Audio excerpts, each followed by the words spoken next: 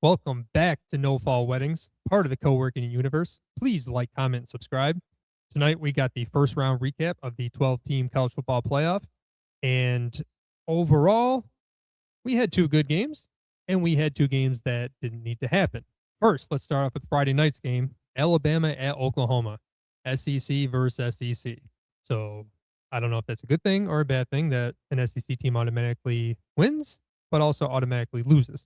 But man, was I ready to jump on here and lay into Alabama when they were down 17 to nothing. Finally, I feel like everyone was on my side as a Notre Dame fan. Alabama had no right to be in there. They just got the SEC bias. Now they're down 17 nothing and they're getting embarrassed. Notre Dame should have been in.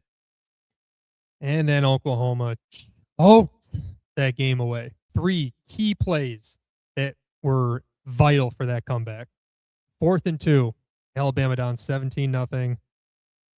About 4th and 2, about the 5-yard line.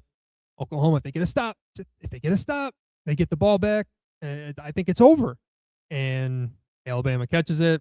Guy breaks off about 3 different tackles, gets in for an end zone for a touchdown. Momentum starts swinging a little bit. But then Oklahoma drives it a little bit. Second play, 3rd and 3. Mateer steps up. He has got 15 yards in front of him for a first down. He could jog for it. He decides to throw it. And it's not the wrong play because he made a good pass to a receiver, well, it looked like a receiver, down the field that would have been a 40-yard gain. But it was to a running back. And a running back trying to catch that kind of ball coming across the field, 40 yards downfield, it's not great. I'm not blaming Mateer, but man, just get the first down. Just get the first down. And the third play that happened 2 plays later was, you can't even call it an attempted punt. Now, I wrote down dropped punt, but I've seen guys, ball goes through their hands on the snap. I've seen them kind of lose it going down. Check this guy's FanDuel accounts. Check his DraftKings accounts. I'm sorry.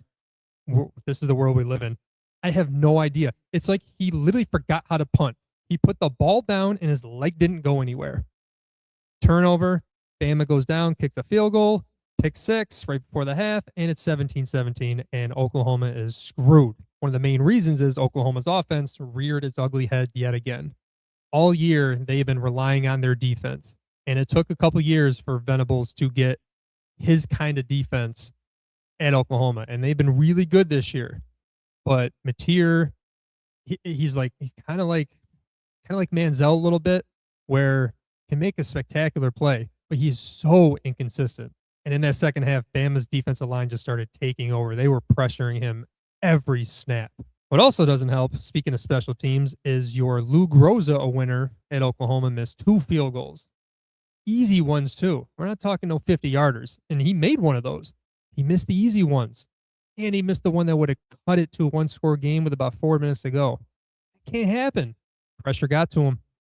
College kickers. Never trust college kickers. Coming from an Ohio State fan, I should know. This just wasn't ideal. Not ideal as a Notre Dame fan. Just wasn't. Oh, I wanted Bama to lose so bad.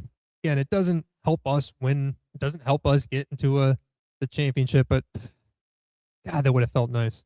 2 final things from this game. What was Oklahoma's coach wearing? A sweatshirt, a Air Jordan basketball sweatshirt? Are you kidding me? Like, it's just a weird look. Like, what are you doing? You're a football coach at one of the most prestigious universities in the country, and you just dressing like a bum, and it's not even a football sweatshirt. Don't test the football gods, okay? And last thing, to my podcast partner, Woso Boom, an Oklahoma fan, you are now 0-5 in the college football playoff. 0-5. Not great, man. It's not great, and I feel like you're getting a pass for it. Because if Notre Dame was 0-5, it'd be, oh man, we should never put them in the playoff. All they do is embarrass themselves, blah, blah, blah. Like, you got to win one of these games. And you were at home.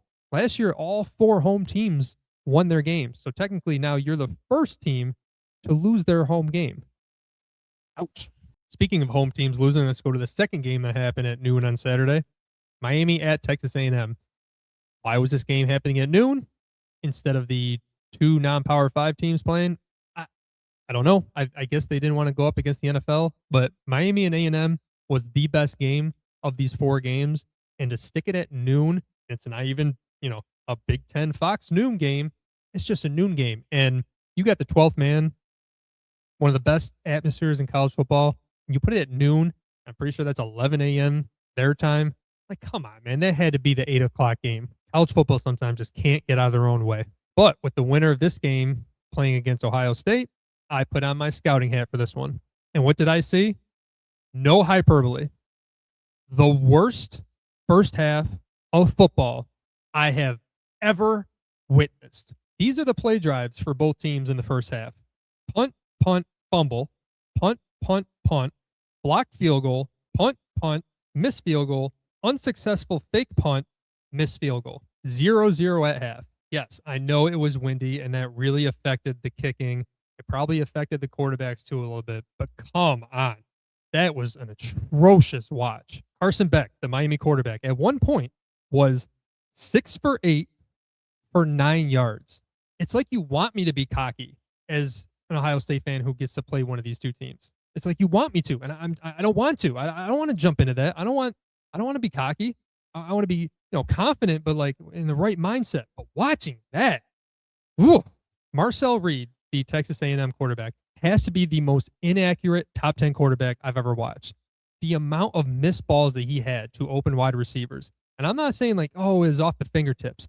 The first interception he had, that ball to a crossing route about 15 yards down the field, was not only about 5 yards high, it was about 8 yards behind him.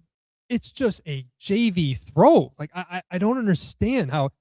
I mean, he's crazy athletic. He got out of about 12 sacks. The Miami defensive line is terrifying at times. And he created a lot of plays. But, man, when he had time in the pocket to throw to receivers, it was a 50-50 coin flip. No doubt the best part of the game was the redemption for Malachi Toney, the ridiculously talented freshman for Miami. Game's tied 3-3 with about 6 minutes to go. He catches a pass at about midfield, and the ball was not greatly put. It was behind him, and he still caught it. But because it was behind him, he had to turn his body, and the two defenders basically ripped it away from him. And as an 18-year-old, he was inconsolable on the sideline.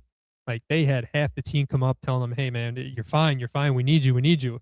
And, normally I'm like, leave him alone. Like, he just needs some time. But the way Texas A&M played offense, they were right. Like, we're going to get the ball back, and we're going to need you to help us win. And that's exactly what happened. Miami gets a stop.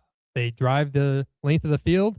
They pitch pass a little shovel pass to him, and he gets around the corner for the end zone for, at that point, was the game-winning touchdown. Now, I say at that point because for the first time all game since the opening drive, A&M goes right down the field. It's just so funny how you can just play so terribly for an entire game, but as soon as you just see a little prevent defense, all right, let's roll.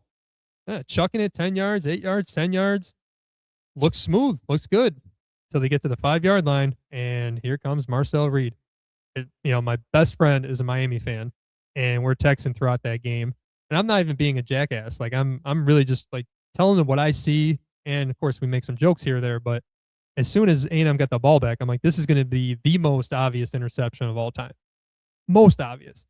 And I was like, damn, I'm kind of wrong here. Reed's going right down the field. They're going to tie this up. We're going for overtime. Nope. I knew I was right. I just needed to wait a little bit because, boom, 3rd and goal, throws into the end zone. Guy was decently open. If he throws it in front of him, he's going to have a chance to go up and catches it.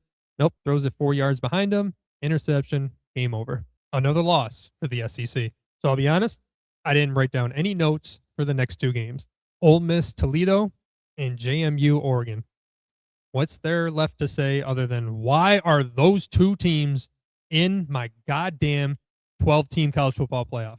Get them out. This is not college basketball. We don't want Cinderellas. We want epic matchups. That could have been Notre Dame versus Oregon. That could have been BYU, Ole Miss. Just anything. Give me a competitive game. It's just ridiculous. It's a waste. It's a bad look in college football. It's a waste of 2 games. Give me a break. And because we don't like Cinderellas, now we get the final 8, and they are all great matchups, starting with the Cotton Bowl Ohio State and Miami.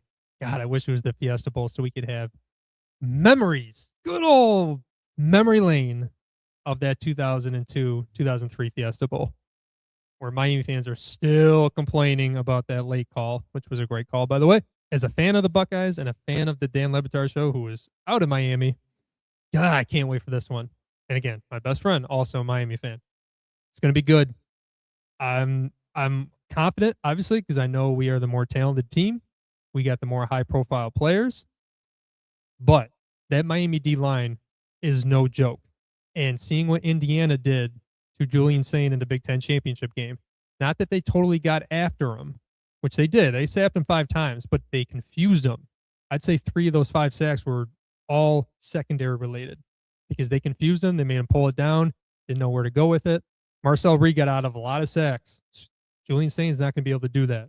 So our offensive game plan is going to have to be getting that ball out of his hand and hopefully being able to establish the run. Miami's offense did not scare me a lick, but Malachi Toney is a game breaker. They just need to get the ball in his hands and he can go.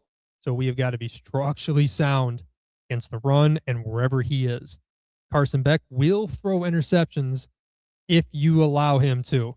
You just got to take advantage. He's going to throw those hospital balls, pick them off. And we got Oregon and Texas Tech. This is basically just a good old-fashioned offense versus defense game.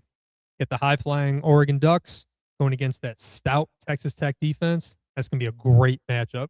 And then we're on to the granddaddy of them all, the Rose Bowl, Alabama and Indiana. Underdog Alabama. It's weird. Indiana's 7-point favorite. And it's still crazy to me. I'm not saying it's wrong. It's Indiana. I don't think we talk about it enough that Indiana for 35 years has been the doorstop on the Big Ten. And now they're the number 1 team in the country. 7-point favorites over mighty Bama. I don't think Indiana's capable of just blowing out teams. I'm sorry. Like they get every ounce of the talent they have.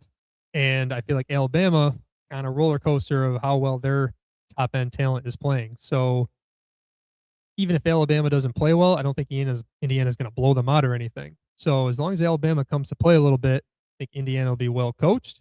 They'll be ready. Fernando Mendoza, the Heisman winner, is there a little pressure on them? You know, the number 1 team last year, Oregon, in the Rose Bowl got smacked. So it can happen. And then we finish with Ole Miss and Georgia, 2 SEC teams. There's too many SEC teams in here. So one of them's winning. I think without Lane Kiffin, not playing Tulane anymore, Georgia is bigger, stronger, faster, and I think they're going to take care of business pretty easily. Thank you for watching No Fall Weddings, part of the co-working universe. Again, please like, comment, and subscribe. And I know it's not technically fall anymore. We're definitely into winter, but still, no weddings during college football.